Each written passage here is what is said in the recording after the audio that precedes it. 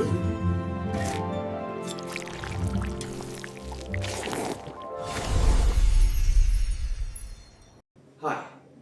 I'm Connor. Thanks for watching this video, clicking on this video. This is the first video in a series where I'm going to make popular food from different media, so movies, anime, whatever, and I'm going to make it all from scratch. Because I love making food, and I think watching people making stuff from scratch is really interesting. Today I'm going to be making tonkatsu ramen, inspired by Ichiraku ramen in Naruto. Naruto is such a good series, one of my favourite series. I loved watching it growing up, and I just finished it like I was going to say a few years ago, but it was actually like 8 years ago now. But I finished it 8 years ago, I loved it, and I figured the first thing I had to make in this series is tonkatsu ramen. So here we go. First step, I bought pork bones, specifically pork leg and pork neck, and I cleaned that off, rinsed it under a cold tap, and I cleaned off any scum or anything to be cleaned. Next, I put it in a pot, filled the pot with water, put the pot on the stove, brought it to a simmer.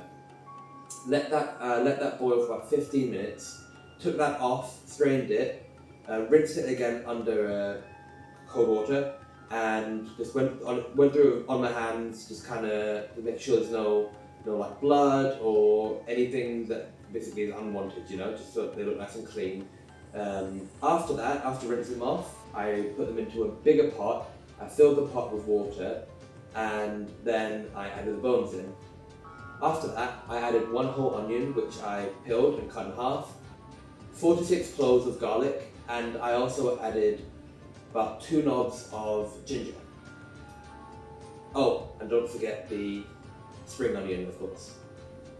After everything was put in the pot, I transferred everything to a stove and I turned it on a boil on a very high heat, and I let it boil for about 10 to 12 hours, and constantly refilling it with water when it needs it, stirring, paying attention along the way. Next, I did the eggs, which I did right after doing the soup, because the soup's going to take 10 to 12 hours to complete, and the eggs are going to have to be in the fridge overnight anyway, so I'd recommend doing these at the same time. I got my soft-boiled eggs, which, if you don't know, it's about 6 to 8 minutes, depending on your preference. I did 6.5 because supposedly the traditional way to do it is very runny, very eggy, jammy, so that's what I tried to do. I then got a Tupperware box and I filled it with half a cup of soy sauce, half a cup of mirin, half a cup of water, and 2 tablespoons of sugar. And I put my soft-boiled eggs in that and I let it sit in the fridge overnight.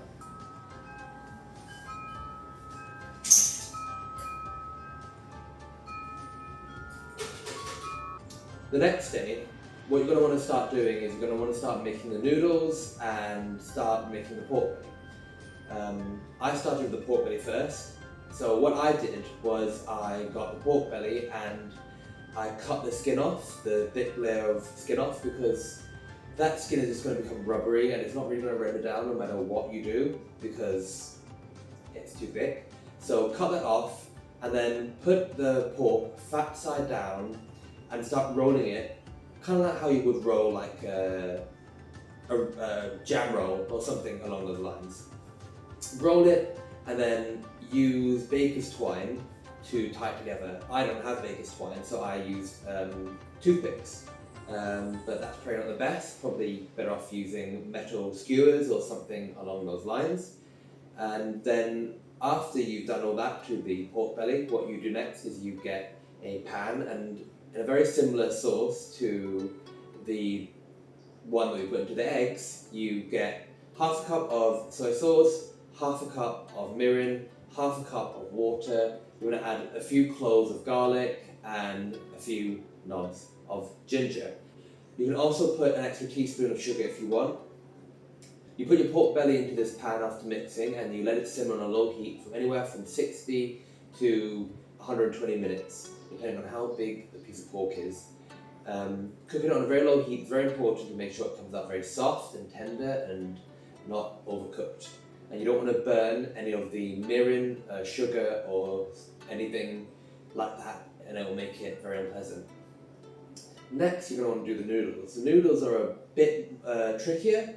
If you want it to be like the way they do it in Japan, supposedly, you have to use this like substance, like powder. I'm not even going to try and pronounce it because I'm going to definitely get it wrong, but I'll put it up on the screen somewhere in writing. You can make that at home. You just have to bake baking soda at 120 degrees Celsius for an hour. So get a baking pan, get some baking soda, preheat your oven to 120 and put it in there for an hour. Take it out, let it cool. That's it, you've done it, right? So that's not too difficult. You're going to get 250 grams of flour, which makes about 2 servings. And you want to mix 90 milliliters of water with 1 teaspoon of this powder, baked baking soda that you just did. Put it into the water and you mix it. You're going to want to slowly add this water to your 250 grams of flour and slowly knead it. Knead it over about 15 to 20 minutes, and apparently it's supposed to look quite dry at first, so don't panic. Spoiler, I made terrible noodles. They were and I would definitely not recommend making them unless you had a really good rolling pin or a noodle making machine, because my noodles came out really, really thick and bready and they were not nice. So yeah, which is a bit of a shame, but you live and you learn. Next time I will buy something, I will buy a rolling pin. I tried to use a glass to roll it out, and it really didn't work. And then I tried to use my hands to make it thinner. It all went wrong, and they didn't taste nice. After you finish kneading your dough, you cover it with a plastic sheet and let it sit for about half an hour, which will let it hydrate and mix a bit. After letting it raise for half an hour, you're going to get a cleaner surface, put some corn flour or just normal flour on it, and put your dough, and you're going to want to spread it out as thin as you can using a rolling pin or a pasta making machine. Make sure that your knife is covered with flour so that it doesn't stick, the noodles don't stick to your knife, and cut really thin slices. Then you're done making your noodles. You want to boil them for 2 to 3 minutes, depending on how thin or how thick you cut them. After your pork is finished cooking, you're going to want to cut it really thin. I did not manage to cut it really thin. That's another thing I made a mistake. The pork tasted really nice, but they were just really thick, quite ugly pieces of pork belly. So that's a shame, but it tasted nice, so that's all that really matters, I guess. But yeah, so cut it really thin, put it aside. You're going to want to get some Naruto and boil that in some hot water beforehand.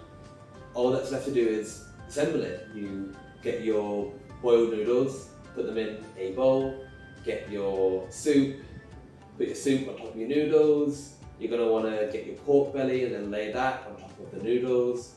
Then you're going to want to get your seaweed, put that there. Then you're going to get your eggs that you left in overnight, cut them in half, place them on top, get your Naruto, put that there, and that's done.